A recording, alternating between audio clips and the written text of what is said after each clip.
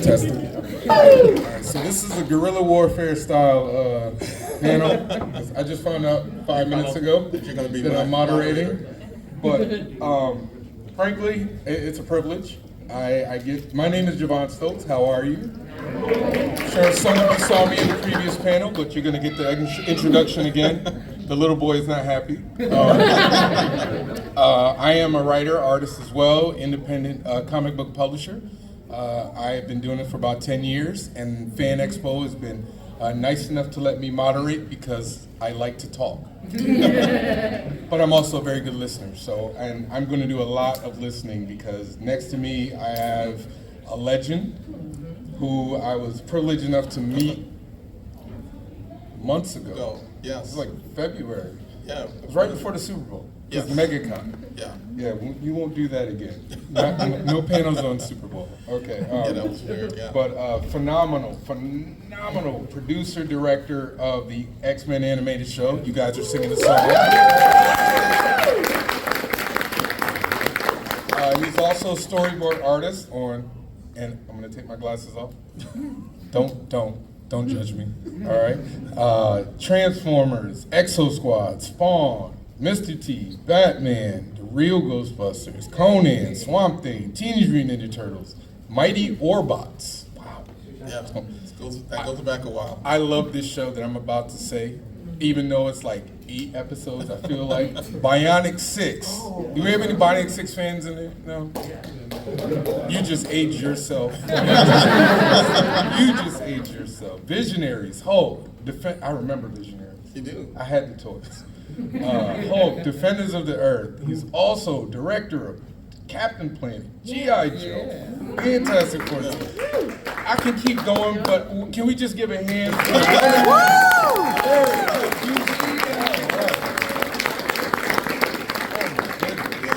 I like to feel, I tell people that I feel very blessed that I got a chance to work on all the fun shows in the 80s and 90s.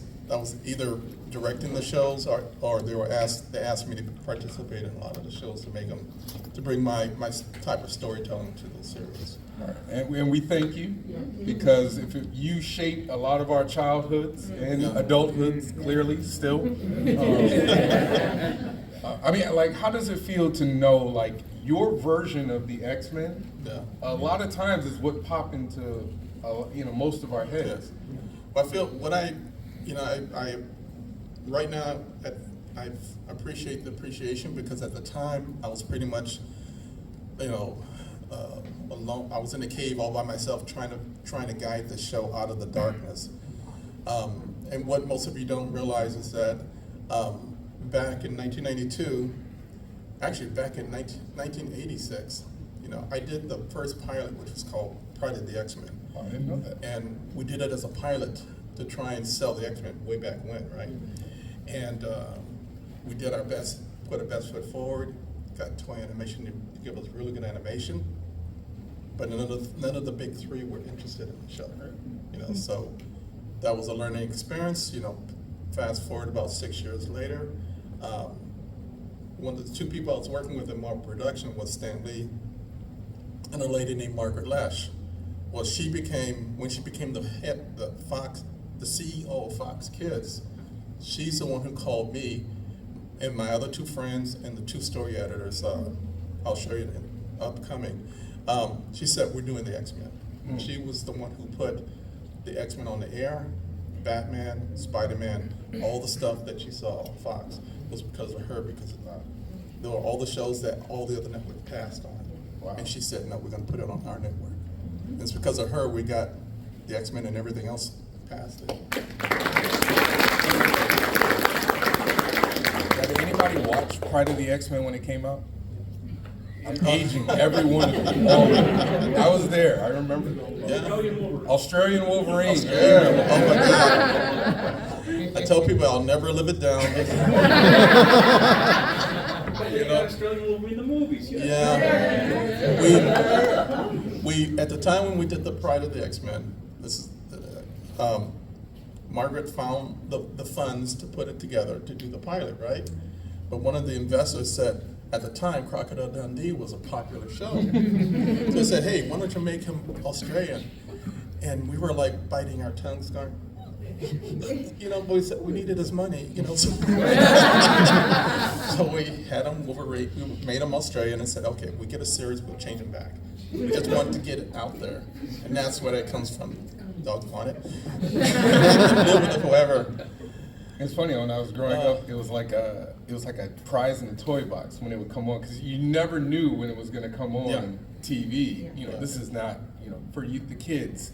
Yeah, you right there. you had to wait for shows. Yes. Like, you had no idea when stuff was coming on. No clue. Couldn't record it either. Yeah, back then, you know, gotta remember there was no internet.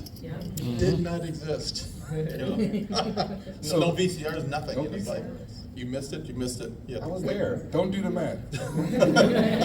So give us an idea of your start. Like, it just as a creative. As a creative, basically, I started as an artist in drawing. I was a geek. I was a comic book nerd, you know, high school and all that stuff. Fast forwarding, I worked as a computer technician for 7 years for McDonnell Douglas. I got bored as hell, and I wanted to see if I could make it as an artist. So I found out when there was a studio called Filmation Studios. When they were hiring, because back then it was like, you got hired in January, you got fired in September, you got hired, it was seasonal. So I figured out the cycle, so I went and applied in January, and I got hired as a storyboard artist at Filmation Studios. And and from that point forward, I think I was like 25, 26 when I got switched over. And I just stayed in the industry ever since. And I learned how to become a better storyboard artist, and then I learned how to tell stories, and then I got promoted to being a director, and I was directing from that point forward on a lot of shows. And that's how I got into the industry. So I'm giving you a quick version. No, that's fine. And so when I started becoming really good at what I was doing, I got promoted to being a director on G.I. Joe. And that's when I was able to really take control of the narrative and make the shows into something that I wanted it to be. And then, you know, I think after that, there's a couple of shows that I produced in there, something like Karate Kid, Kid and Play, some other ones in there. I watched that. And then Captain Planet, and then eventually, you know, the X-Men came out. And when Margaret said, we're doing the X-Men, I said, yes, I'm there. Did you set were you a fan of the X-Men before? Oh yeah. I mean, I remember buying off the spinner rack, X-Men #5. Oh. Okay? You got me beat. Way back. You got me beat. Yeah. So no, I've been a fan of Marvel in general, and the fact that I was, when they gave me the chance to direct and take over the show, I didn't have to do any research because it was all up here, you know? See, the hero is in my long boxes at home with the comic books there. And so when I wanted to make sure that the show, up until that point in 1992, there had never been an accurate or at least faithful version of Marvel comic books into like a film or TV show. There was always like something weird, like I mean they brought Hanna-Barbera did the Thing, but it was a kid who had a magic ring, and the rocks would come in and become a thing. Or you had FF and you had a robot named Herbie instead of Torch, and it was like they had those weird not stop motion. That's way back when. Yeah, way back when. Yeah, It was like Captain America. Oh and yeah, then Captain America through his mighty like shield. this Yeah. and this. Oh yeah, see these hell drawings like Jack Kirby. See these little Yes, I remember those. Yeah. So did they give you a list of X-Men, or was it like, you get to choose which It's ones pretty you much, want? we got to choose, but it was like myself, Will Mineo, Rick Holder, we were like three fanboys. We were all three fanboy directors. And we knew we were going to adapt the current X-Men comic books, which was drawn by Jim Lee at the time. And but Marvel had their own choices that they wanted to put into the show. And so they had created this new character called Gambit. It had been out for about a year. And Jubilee, which is a new character. So Kitty Pryde went out, and Oh, wow. Colossus went out because we basically with the writers, they figured, okay, we have 22 minutes, 24 minutes to try and do a good story. And, you know, if you get the X-Men lineup, I mean, it's like huge. So they said, okay, for that amount of time, we need to break it down to maybe 8, 4 women, 4 men, and break it down to that. And so that's characters that went in, characters had to go out. And that's how we came up with the lineup. So half it was us, half was Marvel, New York. Is there any character that you really wish could have been in, but? Well, you know, I like Nightcrawler, but they, you know, we couldn't put him into the show because of the volume. But we figured out, okay, we're going to bring them in separate episodes. So, you know, Angel, Colossus, you know, we'll do separate episodes and bring them in. So Could have switched out Beast. yeah. It's okay. Oh, I'm sorry. No. We have any Beast fans? I'm sorry. I apologize, guys. The writers love Beast. Really? Yeah. They put him in jail. Like the second episode. It's gonna sound strange, but Beast and Marvel Jean Grey were both not in the original lineup. But when the writers started writing the episodes, they found out they couldn't write without Jean, and the writers enjoyed Beast's intelligence and the way he talked. So we said, okay, we'll put him into the show. We'll put him in jail. So he'll be a subplot. He's like connective tissue that connected the episodes together. So it's a sub, you know, plot A, plot B. Got a weird way of showing your love, man. Yeah. And so, so that's how it worked out, you know, and that's how I got it. Nice, you know, integral part of the show. Right. So before I ask a silly question, before I ask a serious question, I'm going to ask a silly question. Whose idea was it for Jean Grey to faint so much? It would probably have been an oversight by the story. But the thing was, she was such a powerful character with her powers. She would actually end any conflict because she could just take them all out and she'd go next. Okay. You know, I mean, she was on the Phoenix level, but her powers could actually just take out people. So they lowered her power level down, which luckily when we got to the Phoenix saga, you know, she went up in the stratosphere. But that was part of their thinking. Okay. And I probably could have had her faint less, but You know, it's funny, when I did meet you, I was like, I want to ask this question, but I felt really stupid. So obviously I waited for an audience. So outside of X-Men, what was your favorite, what was the, you know, your favorite project? What was the series or, you know, the character that you worked on that, you know, you take, you know, big pride in? well, for me there were three shows. One was first the X-Men. The second one was Johnny Quest, and the third is going to be second season of Fantastic Four, because those are the 3 shows that I actually had total control over. I was like the showrunner, and I could just make the shows exactly the way I wanted to make it. And that's why someone asked me this question outside. What happened to season 5 of the X-Men? And what happened was I left. And I left my assistant took over the show. But when I left the X-Men to go to the second season of Fantastic Four, because that's another show that I grew up with as a kid.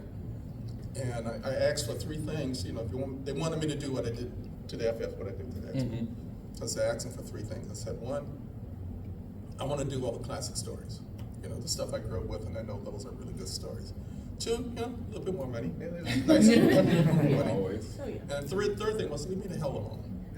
I know what I'm doing. Don't supervise me. I know what's happening. And they agreed to it, so that's when I moved over to do the FF. You know, and one of the best episodes that I was proud of for doing this, I did the very first animated Black Panther.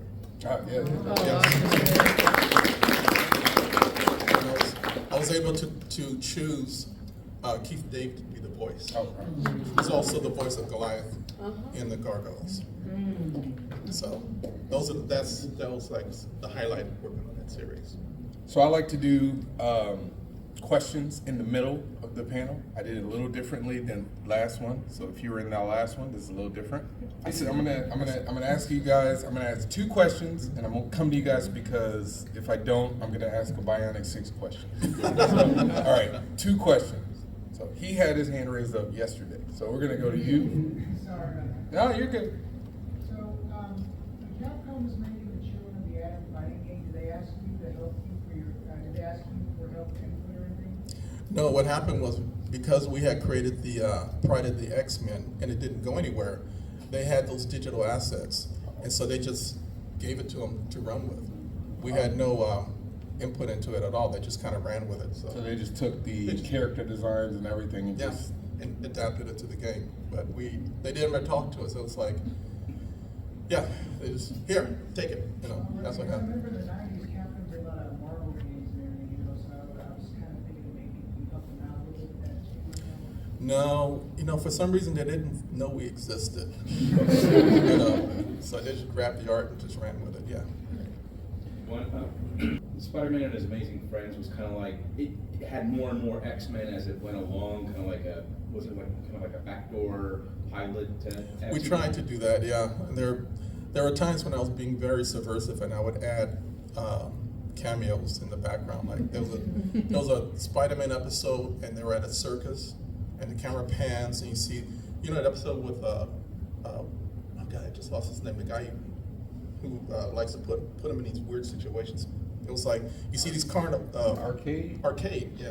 And you do this pan shot of this Real of nerd. this Real nerd. of the circus, and you see, you know, Storm, Wolverine. You know that he has him in. You see a pan shot, so you see him like there. So I would throw in little things like that to try and, you know, come on, people, X-Men is out there. How did you feel when you saw the iconic yellow chair in the Multiverse of Madness? Oh, I saw it. I'm like, oh my God, they recognized us.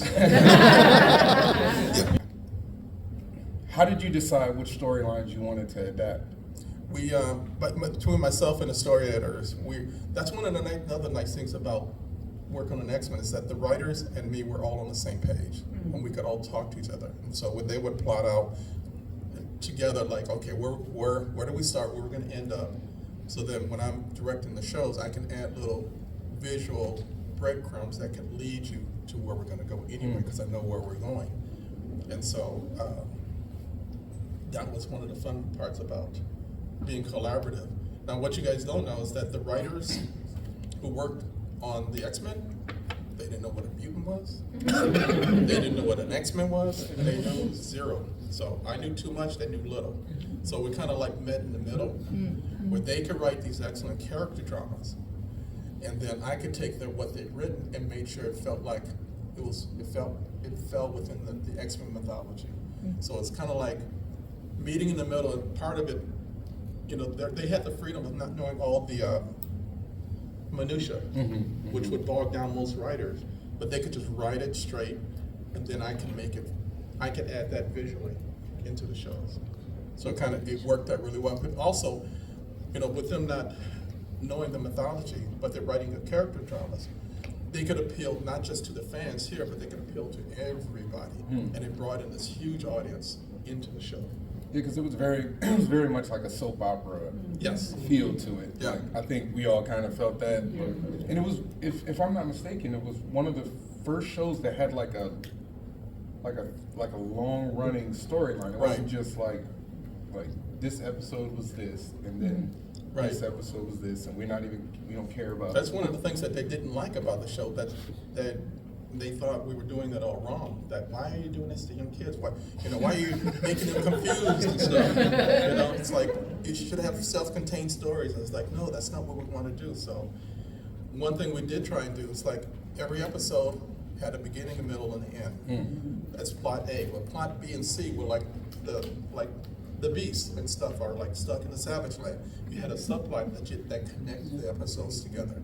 And so we won that battle because they thought it was wrong. You know, their thinking was in the 1992 was either Scooby-Doo or Super Friends. That's what they wanted the show to be. We had to literally fight that type of mentality from putting in, you know, a dog character from Alien. We had to fight that stuff. You don't want Wolver Dog? Yeah, we had political fights to keep that out, and the Leobalds, who are the story editors, they have a book out called The Art of the Making of. In that, he interviewed us, and he brought back bad memories, but this one incident, because they got to a point where they were suggesting, and we were like, oh yeah, great idea. We were doing the song and dance, right? And then the one time they came up and said, no, you will do this, you will do that. It was like 5 of us. We got together and told them, I'm paraphrasing, but we told them, like, if this is the way you want to do the X-Men with our own creative team, all 5 of us quit right now. And we were going to walk out the door. And we made them back off. But they thought they were right. We were going, no, you're wrong. And we're leaving. And so that was before anything had even been animated. And so we fought for the integrity of the show way back when. And I'm glad we did.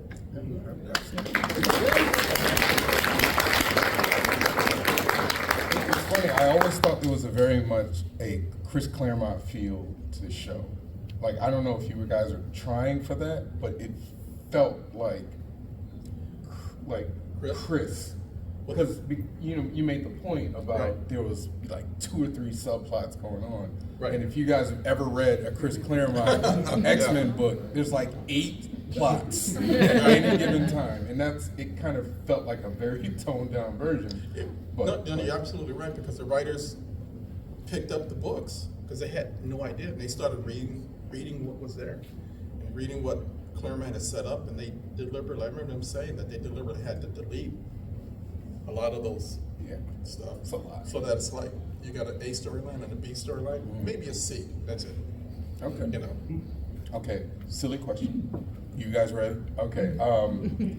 There were a lot of cameos. Who got to choose the cameos? Me.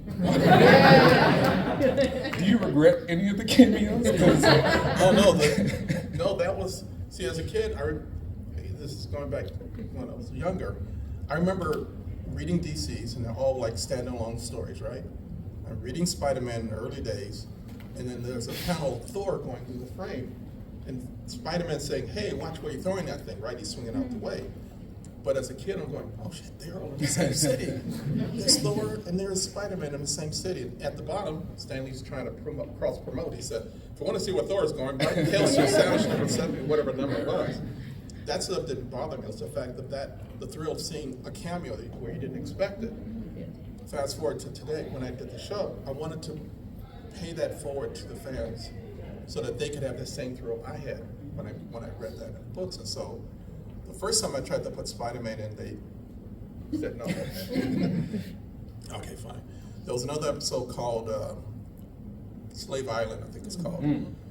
Again, writers didn't know the X-Men. Genosha, right? It's in Genosha. So they wrote Mutant 1, 2, 3, 4, 5. Okay? So I went home, brought my comic books, put on the Xerox machine. Okay, make this Blob, make that Mystique, make that Sunfire, blah, blah, blah. But keep the original names. 1, 2, 3, 4, 5. Sending it to the system, I heard nothing.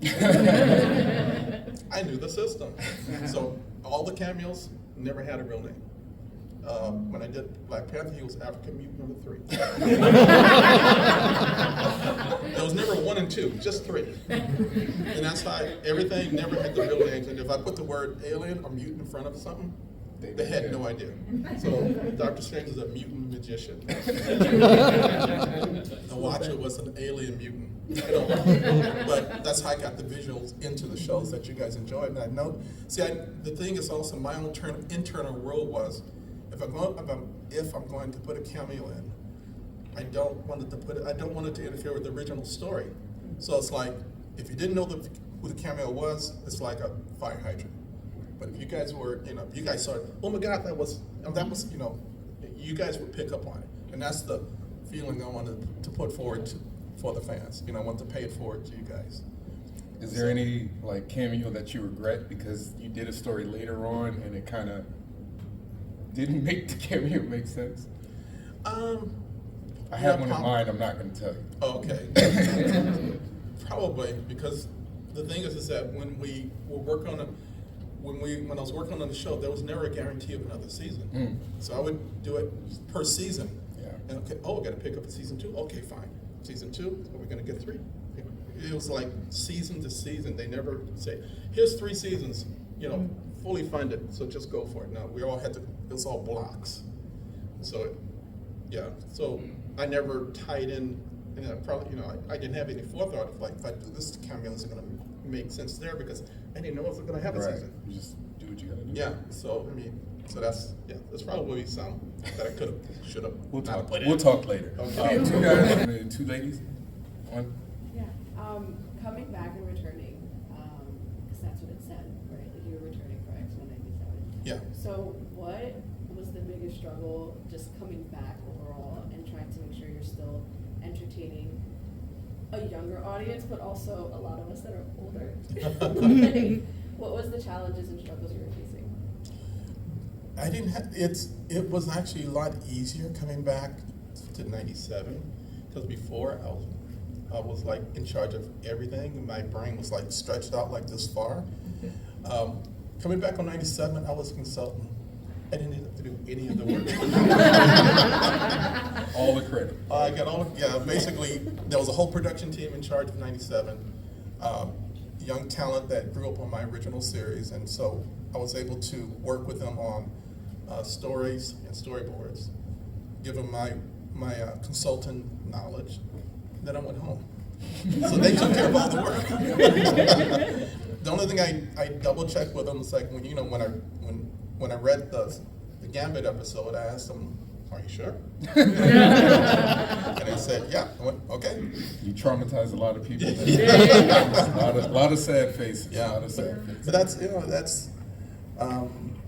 it's a lot easier the second time around because I'm not in production. Because before I had to, I was in charge of scripts, storyboards, backgrounds, color keys, editing the storyboards, editing the model sheets. And then I'm sending stuff overseas, and then it comes back, and I have to edit it. And sometimes stuff's going out and coming in, so I'm doing post-production and pre-production at the same time. My brain is like this.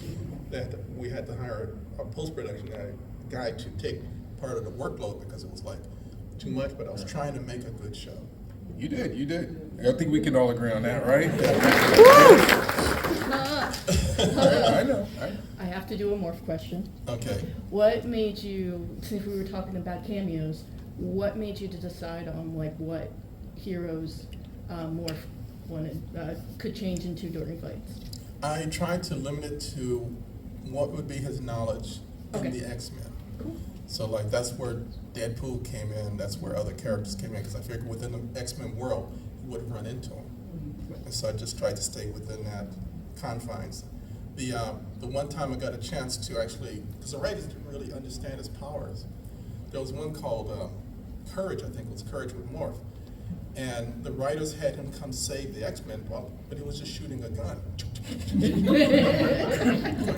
So that entire sequence I redrew, where he gets a gun knocked out of his hand, he gets captured, then he turns into Sasquatch, then he turns into Omega Red, then he turns into the Angel. Trying to showcase how powerful a character was. The writers didn't catch it, and so I did that. That entire sequence I made up. That was awesome. The better one. That's Yes. better. That is a good question. Anybody else have a question? Because I saw some hands. All right, we'll go over here. Yeah, so I've read some articles of maybe in a different era of Fox, like the people who were localizing the original Digimon, of stuff that the ratings board just wouldn't let them do. Guns was part of it, but counterintuitively not all the time. And a big one was they couldn't show an 8-year-old standing on a kitchen table. This is a whole bunch. There was a bunch of stupid stuff back then. Yeah, that you couldn't do because it's Saturday morning between kids 7 and 12. So there were a lot of Was dumps. there any example where you had to be creative to sort of get the story across that like the rating board went back to you and said you can't show that on TV? No, because I kind of knew the rules ahead of time because I've been doing it for like 10 years. But there was like, I was talking to Bruce Timm, he's a friend of mine. We both got into business at the same time. Batman had rifles, and they were shooting people with bullets. And I had Nightcrawler, and these people coming up with pitchforks and laser beam rifles. I'm going, what do you? They wouldn't let me put any kind of artillery in it. They had It's machine like, guns. yeah, the machine gun. Well, they told me it was deco gun. There was one where I think the first episode where a guy's dressed up in a mutant outfit. He looks like Sabretooth. He's supposed to go through a window, right? Batman, typical Batman thing, right? They had me revise it so that no, he takes a chair, breaks the window, and then dives through the window. I'm going, okay. There's a scene of in Rogue's Tale where Rogue locks up Ms. Marvel into like a metaphorical cage, right? And this is all in the mind. They had me add air holes. If you look at it, you'll see air holes, little squares at the top. It's like, fine. Wait, with bars? No, it's like a concrete block that she's in, right? It's a mental block. It's meant to be literally a mental block, but they have me add air holes at the top of the design. Mine needs to breathe. Yes. Did they make you kind of censor, speaking of morphs to death? Yes, we couldn't use anything that said he died. He's gone. He's not here. We could say everything but the obvious word. He did say that. That's Yeah, funny. we couldn't say it. We couldn't say it. That's funny.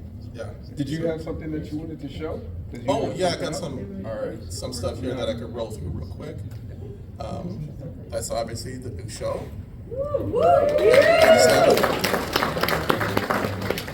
And this was the sound test. I did draw this. I had to draw it a little bit.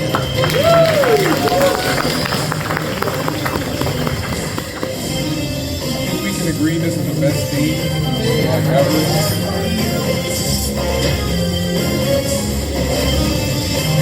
Have you seen the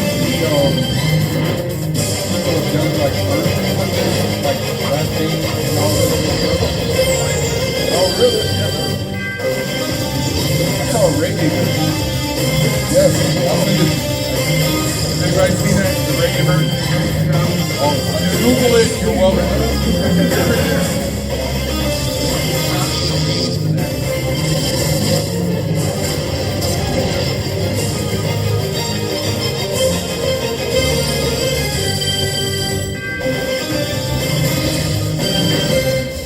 Why'd you put Thunderbolt in there, man? He's a good guy.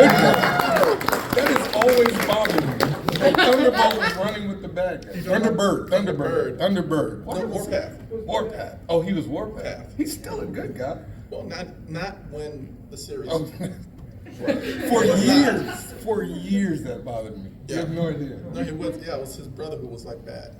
So that's why I put him on that side. Was he just bad because he was pissed because he was in part of the X-Men and he didn't get paid? Good. That could be it. Are you going to be working on the second season for X-Men '97? I'm working on season 3.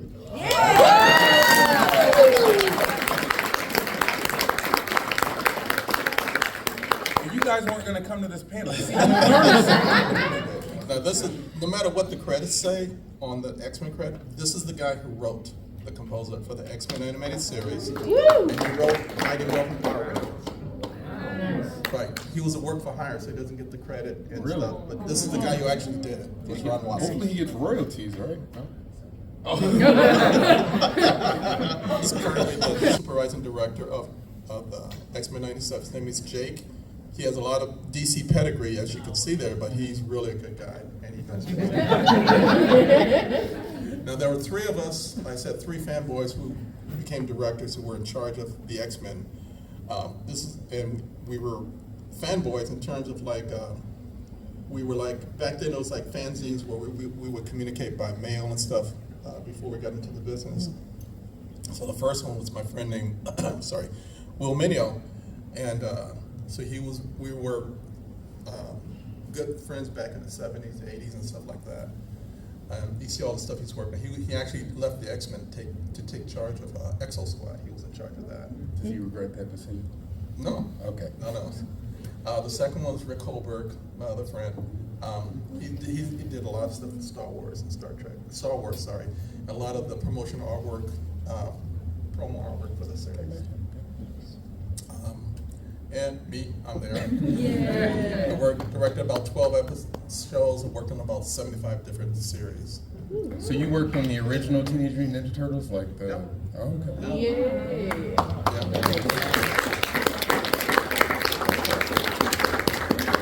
And this next one's with me and Rick. I did have hair at once, okay?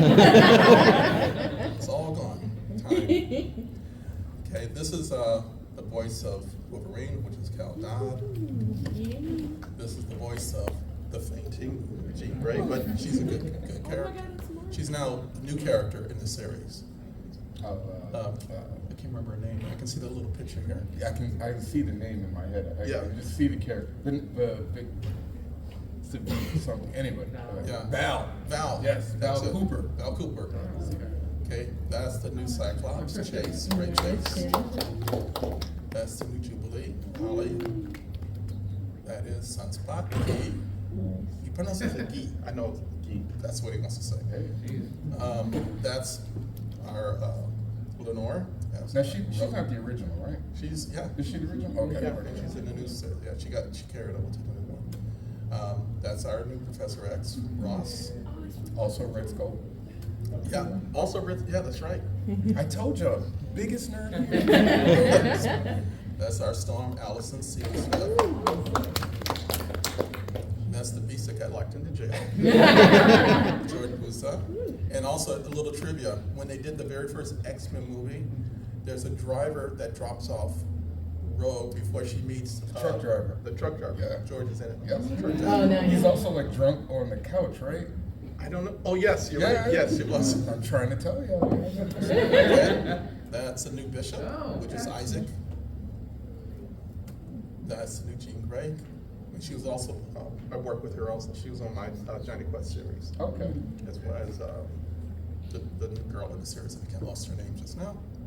That's our morph. Yeah. Our With the laugh.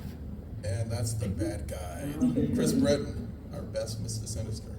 Now, with the thing about Sinister, I should throw in is that I wanted to make sure he didn't feel like any of the other bad guys, like Apocalypse and Magneto. So I deliberately styled him after Dracula, and so that's why he has that approach. And let's see, the very first drawing was Mark Silvestri did the drawing of Sinister with the sharp teeth, and then every book after it just had a straight line. And I called up Bob Harris, who was the story editor of X-Men. I said, "Why did you change the design?" He said, "Well, it's easier to draw." So I hung up the phone and told our character designers, "We're going with the sharp teeth," and that's where it comes from. So I kept it that way. This is our Nightcrawler, both series, Adrian. That's our Magneto, Matthew. This is our original Gambit, who's now Cable, the new Cable. Oh, cool. That was our original Allison. She was also Lydia in Beetlejuice. Oh, wow. Nice. That's Gambit, AJ, and that's Paul, John Paul, who's the new Morph. This was the original Bishop, was Philip Akins.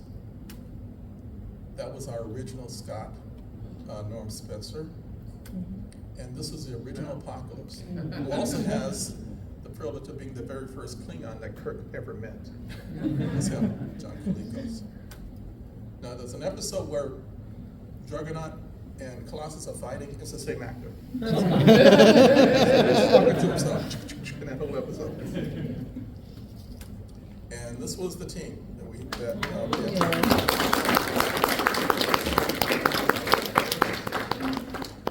the ladies that were extremely important is these two ladies, Margaret Lesh, who's the lady who hired me, and a lady at the other one, Avery Colbert, because she's the lady, the bad person, the censor person that would stop you from doing anything. We were very lucky in that she came from a background of live action, not kiddie cartoons, and so she was open to us doing stories like a faith of people dying and consequences.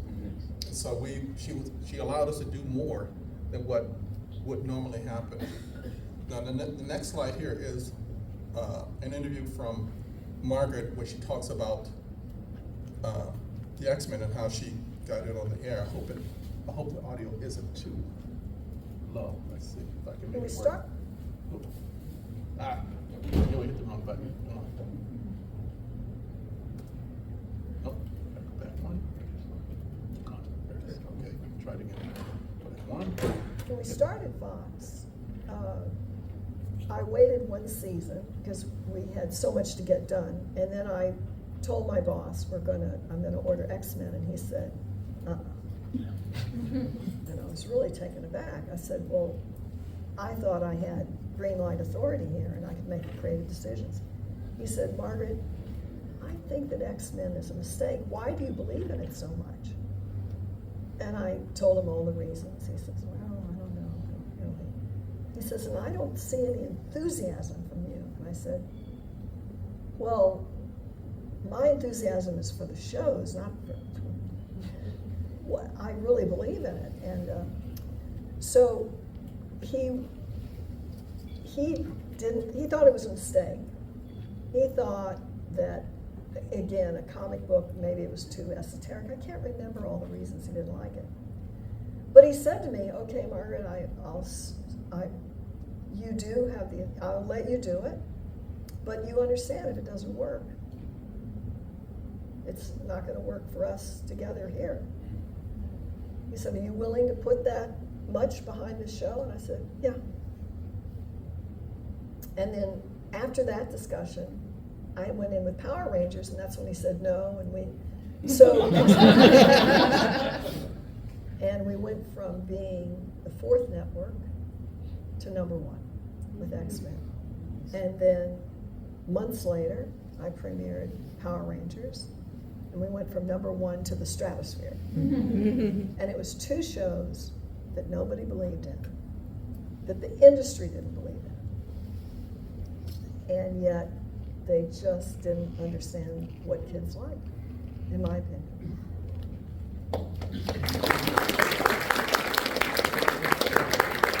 So that's the lady that, she hired me, and what I didn't know at the time is that I didn't know anything about her job was on the line.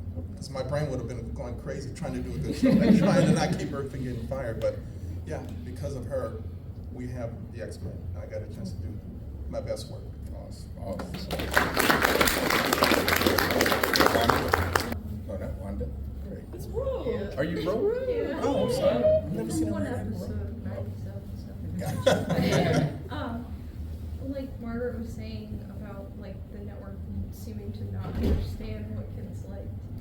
You being a fan of the universe before working on the show, can I just ask you what drew you personally to the X-Men as a fan before you were the director? I think there were 2 group comic books that I like. One was Legion of Superheroes. The other one was the X-Men. Both of those, as a kid, at that age, just pulled me in. And I liked the personalities and the powers, and it was just a lot of fun to get involved with initially. And then later on, as the comic matured, it got better and better and stuff. So it started as, liking to be a kid, wanting to be part of the big group of superheroes, like, that kind of stuff. All right. Behind you. Prior to the X-Men, what were kind of like some of those changes that you knowingly made from the pilot to the series, other than like character changes? One thing was not to compromise. Doing the Pride of the X-Men, making him Australian and stuff, we knew, no, we had to put our foot down. So we got to the point where they were going to try and make us do stuff. We knew we had to stop. Okay, we're not going to be involved with it, doing something that's against the integrity of the show. If they want to do it, we're going to walk. So that's one thing that we learned from Pride of the X-Men. It's like stand up for what you believe in and do the right thing. So that was the biggest take from all of us. Any other questions? Yeah. number one, the Claremont thing is spot on. Between you and him, thank you very much. Definitely the best part of my childhood. Not to be funny, so when you guys are writing, it's like, that's Wolverine in my head. Did you guys ever go, yeah, make him more of a jerk? Give him more. That was up to the writers. They wrote the character really well. And sometimes Cal would come up with the lines, and so he would ad-lib sometimes, and like, oh, that's a good one. Kept that in the show. So this is where I'm gonna talk about what grinds my gears with you. Okay. You guys did a number on Cyclops to begin with. Right. Why? You talking about my series or the new one? Your series. Well, let's see. Cyclops was a leader in training, and he had to was always subservient to Xavier. When they got him out the way, then he could shine in '97. We'll have to. So, Cyclops is my favorite X-Men. I grew up with him Who was too. yours? It was Cyclops, but he wasn't called Cyclops then. He was Scott Slim Summers. Right. And at the time when I was a little kid, I was slim too. And so I identified with a guy that was really slim who could blow a hole in the wall with his eyes. So that was me back then. That didn't translate. No. In the beginning. It got better. It got better. Yeah. All right, we're gonna have. Let's see where we at. All right, we got time. 2 more questions. Oh. Found in the comics, were there any storylines that you didn't have the chance to do in the show that you remember? Yeah, actually the original story, the original Krakoa, that's a storyline that we never got a chance to do, which was, that's the one that brought the teams together. And that's probably the one storyline we never got a chance to do. The other one, it's not a story, but a subplot that we never got a chance to show. Scott isn't an only child. That, Havoc is his brother. Yeah, you hinted at it though. We hinted at it. And he actually, we had an episode that was written where he discovers he has a brother when he discovers his father. But the focus of that story was the father and son, and it took the focus away by adding the brother discovery. We figured we would do that in a separate episode.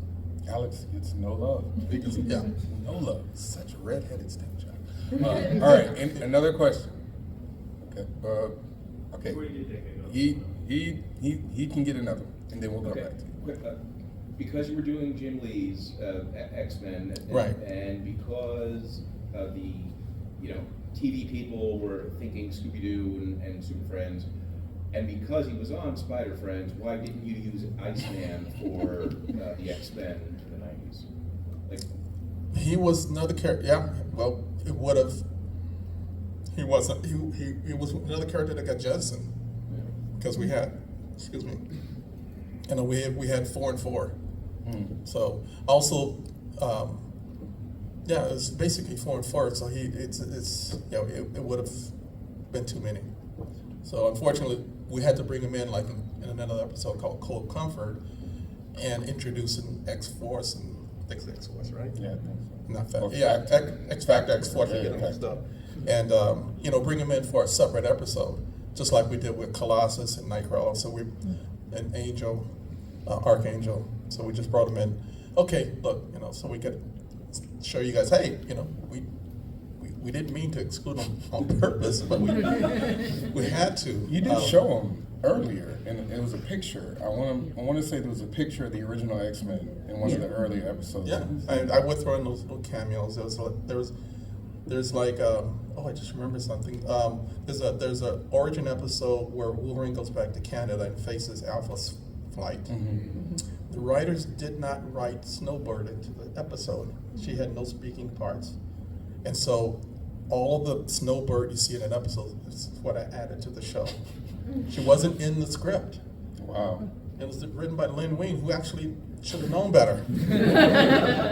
So when you see Snowbird, you notice she doesn't have any speaking lines. It's because I had to add her in. Because people would be wondering, where is she? She's part of the team. So I added her in. I made her part of the subplot where she goes in and she becomes an owl and she sees what's going on with Lorraine, and then they break. It gave them a reason to break the door down, instead of just breaking the door down. So Did because you know you can't just have somebody Right. break the door down. You have to- Yeah, for no reason. It's like I wanted to give visual motivation. All right, so we had 2 minutes left. I'm sorry we can't. I want to give you an opportunity to tell everybody any projects you got coming out, and then let them know where you are so they can come see Oh, you. okay. What I'm working on right now, I'm working with an agent, trying to get something sold through creative artists, some scripts that I've written. I'm also starting a Kickstarter because I want to try and do some of my own comic book ideas, get stuff that got put on the shelf. I want to try and get it out there again. You can find me on, let's see, Larry Tunes 54 was Instagram. You can find me on Facebook, Larry Houston. And if you come by my table, it's my email is larrytunesmedia@gmail.com. You can come by, just take a picture of it. So Yeah, you tell can them contact where me. your table is. The table is P2728. Okay. Yeah. Let's give a hand for Mr. Houston. You entertained us for hours and hours, and you didn't even know it. Thank you so much. You're welcome. Thank you guys for being such a great audience. Like I said, you can stop by his table to see Mr. Houston. You can stop by my table to see my comics. If you find Rodney Barnes, you found me. Yeah. Thank you guys so much. Have a great evening. Enjoy the rest of the con. Thank you guys. Yeah, thank you guys for supporting the show, especially season 1, because there was no guarantee with season 2. And because you guys were there, I got a season 2 out of it. So always have to thank you guys.